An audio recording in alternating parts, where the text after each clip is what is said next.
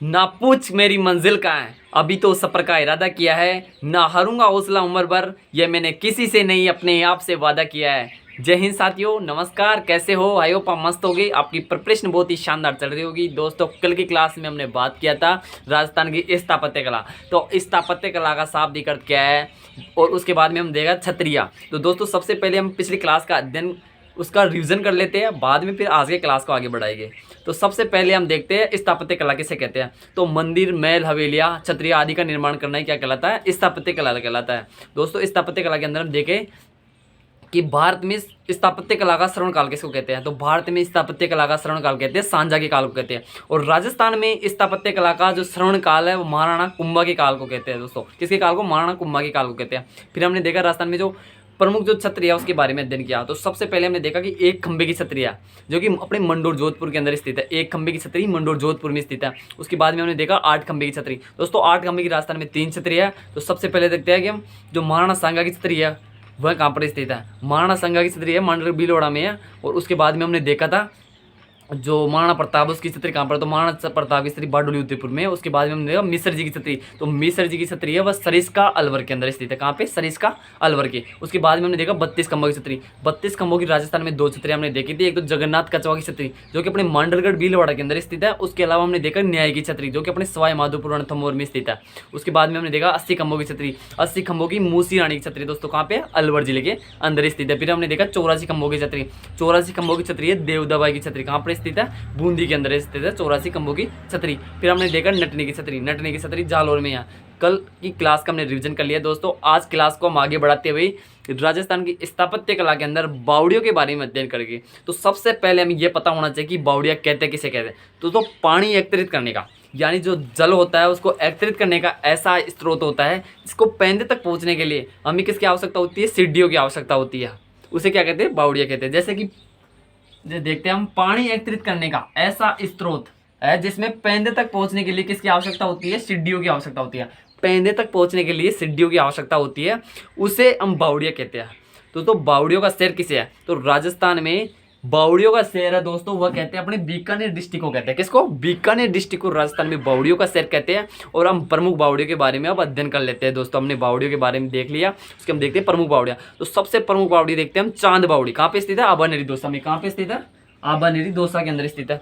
और ये राजस्थान की सबसे गहरी बावड़ी है। राजस्थान की सबसे गहरी बावड़ी कौन सी है? चांद बावड़ी। कहाँ पे? आबानेरी दौसा के अंदर है।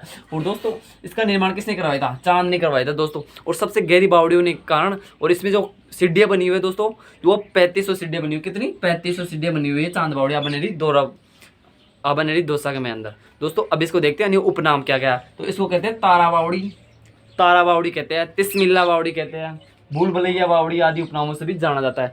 दोस्तों, ये बावड़ी है वो मंदिरों के कारण प्रसिद्ध है। और जो ये आबानेरी चांद बावड़ी है दोस्तों, उसके किनारे पे एक अर्शद माता का मंदिर है। तो अर्शद माता का मंदिर आबानेरी दौसा के अंदर स्थित है। दोस्तों, हमने देखा तारा बावड़ी, चांद बावड़ी देख लिया। इसको तारा बावड़ी, तिस्मिल्ला बावड़ी, भूल भुलैया बावड़ी कहती है। इसमें 3500 सीढ़ियाँ बनी हुई है। राजस्थान की सबसे गहरी बावड़ी है। ये मंदिरों के कारण प्रसिद्ध है। और इसकी आबानेरी चांद बावड़ी है, उसके किनारे पर अर्शद माता का मंदिर भी बना हुआ है। दोस्तों, इसको आप उतार लीजिए, स्क्रीनशॉट ले लीजिए, फिर हम आगे और बावड़ियों के बारे में अध्ययन करते हैं। आगे हम बात करते हैं नौलखा बावड़ी। क्या नाम है? नौलखा बावड़ी। कहाँ पे स्थित है? डूंगरपुर जिले के अंदर स्थित है। कहाँ पर स्थित है? डूंगरपुर जिले के अंदर स्थित है। दोस्तों, जो नौलखा बावड़ी है डूंगरपुर के अंदर, इसका निर्माण है वो आसकरण की पत्नी है प्रेमल देवी। प्रेमल देवी है दोस्तों, जिसको ताराबाई भी बोलते हैं दोस्तों। इसके द्वारा इसका निर्माण किया था। किसके द्वारा? प्रेमल देवी के द्वारा।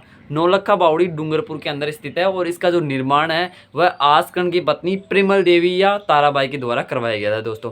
दोस्तों, जो नौलखा बावड़ी है इसका निर्माण कार्य है वो महंगा होने के कारण, इसका निर्माण कार्य महंगा होने के कारण ये नौलखा बावड़ी कहलाई। इसका निर्माण कार्य महंगा होने के कारण ये नौलखा बावड़ी कहलाई। दोस्तों, जो नौलखा बावड़ी है वह अधिकतर एग्जाम में पूछी जाती है, तो आपको इसको कंफर्म कर लेना है अच्छी तरीके से। दोस्तों, हम देखते हैं लवाण बावड़ी। दोस्तों, जो लवाण बावड़ी है अपने दौसा डिस्ट्रिक्ट के अंदर पड़ती है। कहाँ पे? दौसा के अंदर स्थित है। दोस्तों, इसे डाकणियों की बावड़ी भी कहते हैं। डाकणियों की बावड़ी भी कहते हैं। लवाण बावड़ी दौसा के अंदर स्थित है, जिसे डाकणियों की बावड़ी कहते हैं। दोस्तों, एक चट्टान बावड़ी। दोस्तों, जो एक चट्टान बावड़ी है वो अपने मंडोर जोधपुर के अंदर स्थित है। कहाँ पे? मंडोर जोधपुर में। दोस्तों, इसे रावण की चवरी भी कहते हैं। रावण की चवरी भी कहते हैं, मंडोर जोधपुर में स्थित है एक चट्टान बावड़ी, इसको रावण की चवरी भी कहते हैं दोस्तों। दोस्तों जो रावण था उसका जो ससुराल है वो मंडोर जोधपुर के अंदर है। दोस्तों आगे हम बात करते हैं पन्ना मियाँ की बावड़ी। दोस्तों जो पन्ना मियाँ की बावड़ी है वो अपने आमेर के किले जयपुर के अंदर स्थित है। कहाँ पे? आमेर जयपुर में। दोस्तों जो पन्ना मियाँ की बावड़ी और मीणा की बावड़ी, ये दोनों कहाँ पर स्थित है? आमेर जयपुर में स्थित है। दोस्तों आप इसका स्क्रीनशॉट लीजिए, फिर आगे और बावड़ियों के बारे में अध्ययन करते हैं। दोस्तों आगे हम बात करते हैं दोस्तों नारायणी कुंड या बावड़ी। दोस्तों जो नारायणी कुंड और जो बावड़ी हो अपने अलवर जिले के अंदर स्थित है, जो कि नारायणी माता है अलवर के अंदर, राजगढ़ अलवर में। वहीं पर जो नारायणी कुंड और नारायणी बावड़ी की बनी हुई है अलवर के अंदर स्थित है दोस्तों ये। दोस्तों चार घोड़ों की बावड़ी कहाँ पर स्थित है? अपने जोबनेर जयपुर में स्थित है। कहाँ पे? जोबनेर जयपुर के अंदर स्थित है चार घोड़ों की बावड़ी। दोस्तों आगे हम देखते हैं जांजी रामपुरा की बावड़ी। दोस्तों जो जांजी रामपुरा की बावड़ी है वह बसवा दौसा में बनी हुई है, जांजी रामपुरा की बावड़ी। दोस्तों आगे हम देखते हैं गोसुंडी की बावड़ी। दोस्तों जो गोसुंडी की बावड़ी अपने चित्तौड़गढ़ जिले के अंदर स्थित है। कहाँ पे? चित्तौड़गढ़ जिले के अंदर स्थित है। दोस्तों आगे हम देखते हैं पन्नाराई और नंदराई की बावड़ी कहाँ पर स्थित है? जो पन्नराई और नंदराई जी है उसकी बावड़ी है जोधपुर जिले के अंदर स्थित है दोस्तों। कहाँ पे? जोधपुर जिले के अंदर स्थित है। दोस्तों आगे हम देखते हैं रानी जी की बावड़ी। तो रानी जी की बावड़ी वो अपने बूंदी जिले के अंदर स्थित। कहाँ पे? बूंदी जिले के अंदर स्थित है दोस्तों जो रानी जी की बावड़ी है बूंदी जिले के अंदर स्थित है। इसे बावड़ियों का सिरमौर कहते हैं। क्या कहते हैं? बावड़ियों का सिरमौर। दोस्तों ये क्वेश्चन पूछा जाता है कि बावड़ियों का सिरमौर किस बावड़ी को कहते हैं? तो अपना आंसर होगा रानी जी की बावड़ी। कहाँ पे? बूंदी के अंदर स्थित है। दोस्तों जो राजस्थान में जो सर्वाधिक बावड़ी है वह भी अपने बूंदी जिले के अंदर स्थित है, ना कि बीकानेर जिले में है। दोस्तों मैंने पहले आपको बीकानेर बता दिया था, उसके लिए मैं क्षमा पाती हूँ, लेकिन आप उसको सही कर दो। राजस्थान में बावड़ियों का शहर है वह बूंदी को कहते हैं। धन्यवाद दोस्तों, आज की वीडियो में इतना ही। मिलते हैं नेक्स्ट वीडियो में कुछ नए अंदाज के साथ। जब तक के लिए धन्यवाद।